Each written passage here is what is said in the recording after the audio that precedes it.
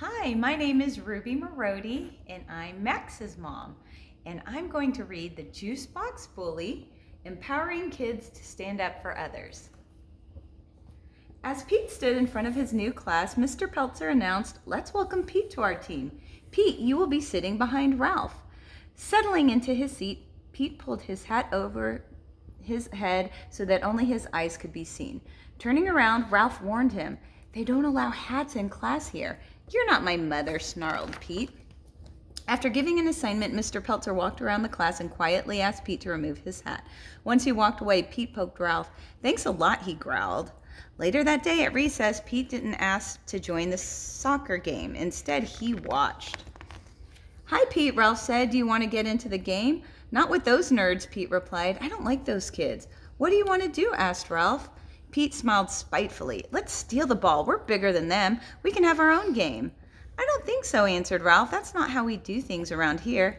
"Then I'll do it myself," taunted Pete, "if you're so afraid."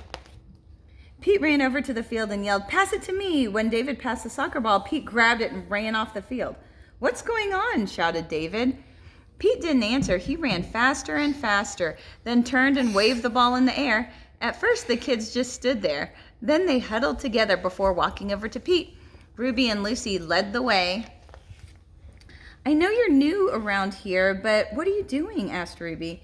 "I'm playing with the soccer ball," Pete snapped. "Think you're going to take it away from me?"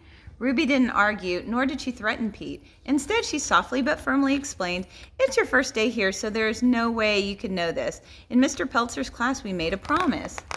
We promised to take care of ourselves, each other, and our classroom, and to solve problems peacefully.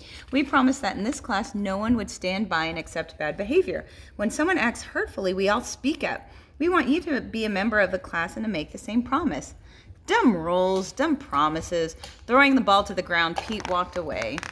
The next day, Pete ate alone. When he finished lunch, the kids raced out of the lunchroom. While Pete trailed behind, Ruby ran up to Pete and asked, "Do you want to play soccer today?" "I don't play with nerds." "Okie dokie," Ruby replied. "Hey, Pete." "Hey, Ruby," sorry, Pete called after her. Ruby stopped and turned. "Nice shirt," Pete complimented. Then he squirted his juice box right at her.